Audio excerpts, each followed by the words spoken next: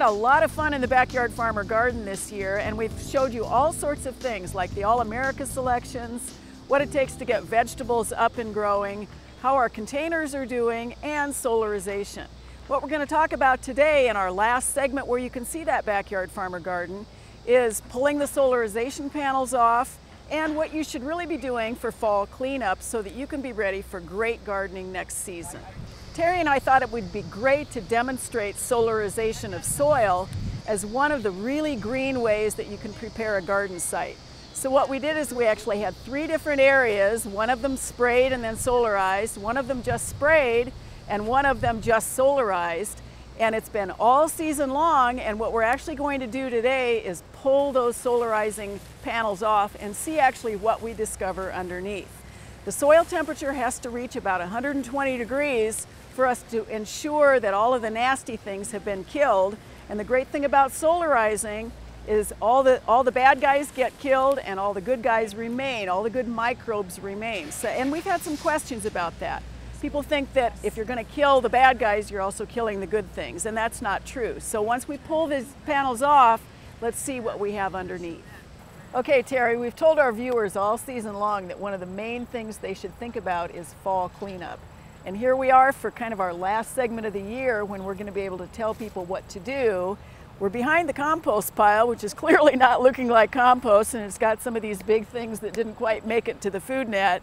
What are you going to tell our viewers they should do for fall cleanup? Well, basically, Kim, fall cleanup needs to make sure that you get all of your plant material out of your garden before it really freezes and kind of goes to mush.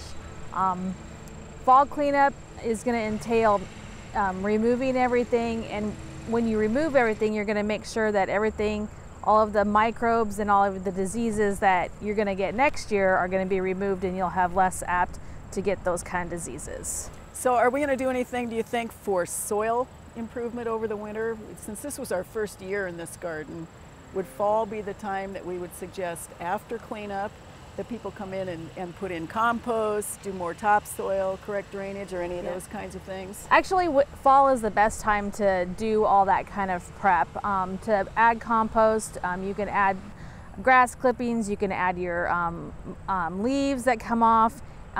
Put all that in with your soil, mix it all in.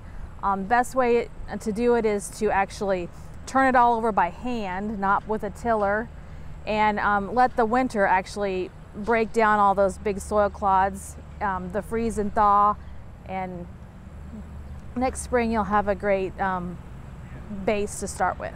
Okay, so sounds like we have a lot of work cut out for us to get the Backyard Farmer cleaned up for the fall, put all the things that can go in the compost into the compost, bring in some awesome organic matter, be thinking ahead, planning ahead for all the really cool vegetables and flowers we're going to do next year, including the All-America selections, which will show up on campus. And we will invite our viewers back as we begin next season with a brand spanking new Backyard Farmer Garden.